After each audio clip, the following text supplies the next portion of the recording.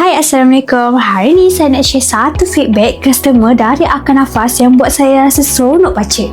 Customer ni cakap, buat kerja pun tak mengah sangat. Ubat asma tak makan kerap macam selalu.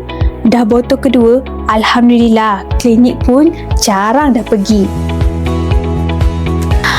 Tu maksudnya customer ni dah amalkan Akar Nafas, dia rasa lebih lega nak buat kerja harian dan kebergantungan pada ubat asma pun dah berkurang. Alhamdulillah.